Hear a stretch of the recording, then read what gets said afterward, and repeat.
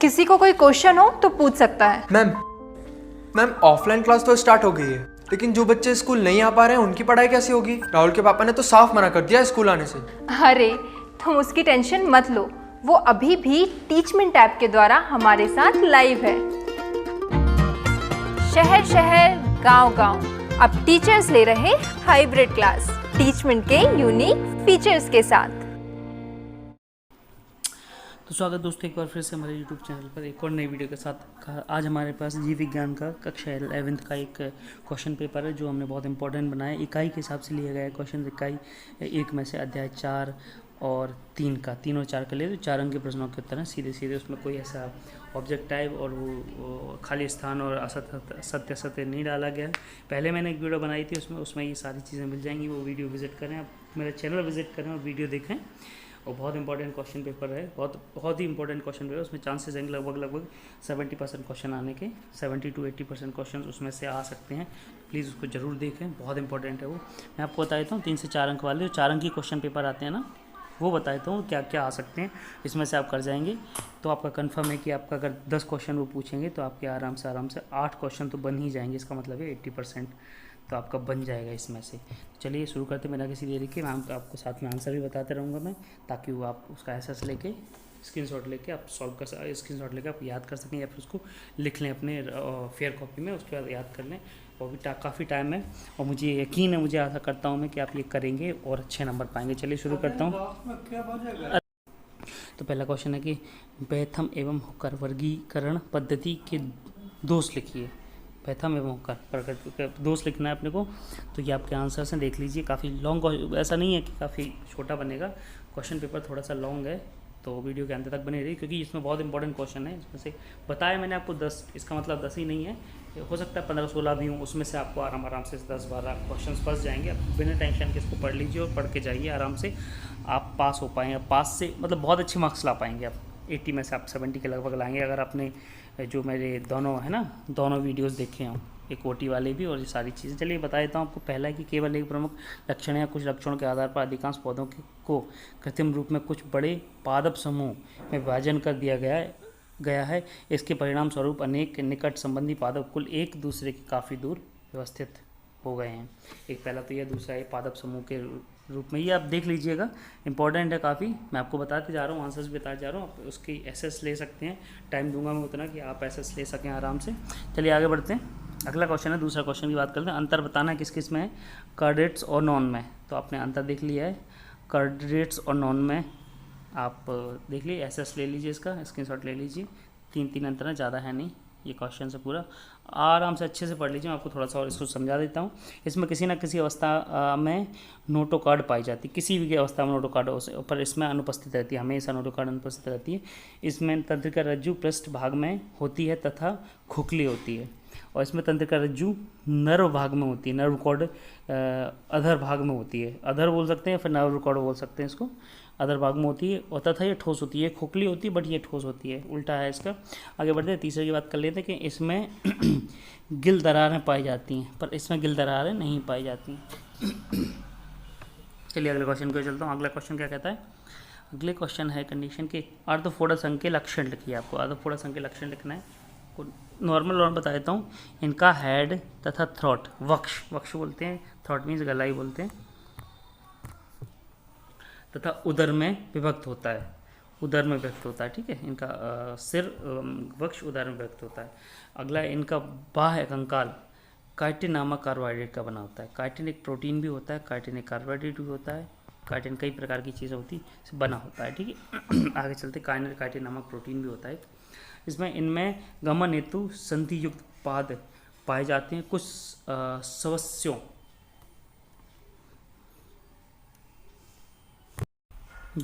हैं यहाँ पे। कुछ सदस्यों में क्या पाए जाते हैं? एक पंख जोड़ी भी पाए जाते हैं। जोड़ी पंख भी पाए जाते हैं। इनमें है अगला, इनमें श्वसन क्लूम पुस्त फुफ्फुस व श्वसन नलिकाओं द्वारा होता है। 11वें क्वेश्चन की बात कर लेते हैं। जैसे मैंने आपको बताया था कि इंपॉर्टेंट क्वेश्चन है, आप एसएस ले लीजिए। इसका सबसे बेस्ट चीज़ वही रहेगी, एसएस ले लीजिए। है कि टेरिडोफाइटा के प्रमुख लक्षण लिखिए। आप ऐसा कीजिए, ये 5 हैं, टेरिडोफाइटा आप ऐसे आराम से ले सकते हैं। देखिए उसको आराम से पढ़िए, मैं बताया था थोड़े से इसमें। इनमें पोस्ट और बीज का निर्माण नहीं होता है।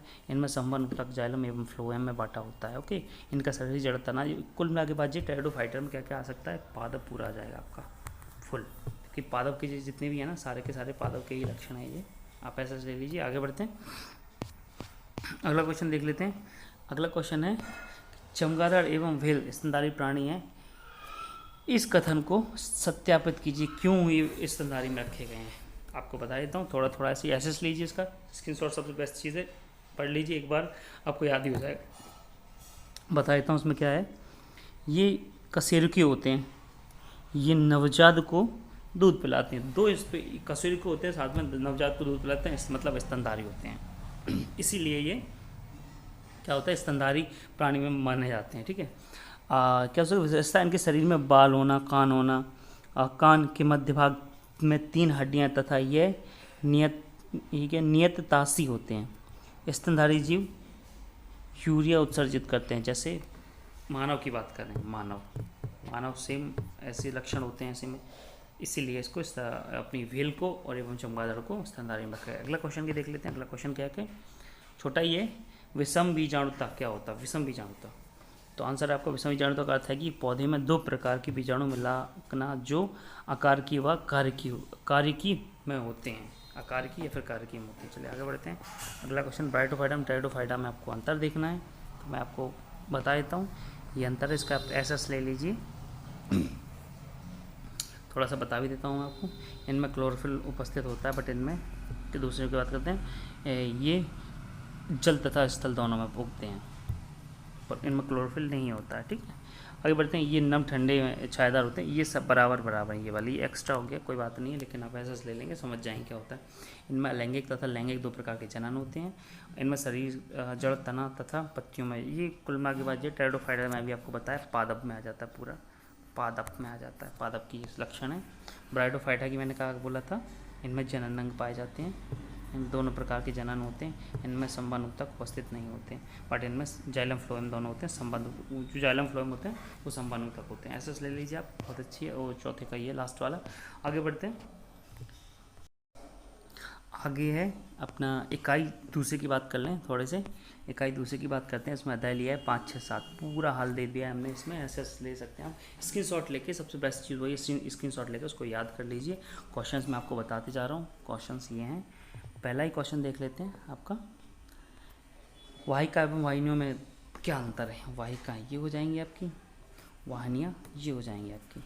आगे बढ़ते हैं, आप ऐसा लीजिए, पढ़ लीजिए। ओके, एक एक ज़्यादा नहीं है।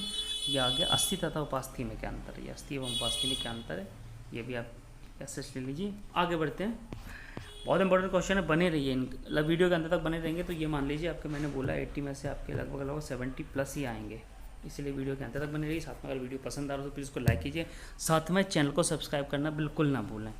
क्वेश्चन कहता है कि आरेखित पेशी के कार्य लिखिए। एक स्थान से दूसरे स्थान में भोजन का परिवहन करना, पेशियों की स्वयं की गति को नियंत्रण करना।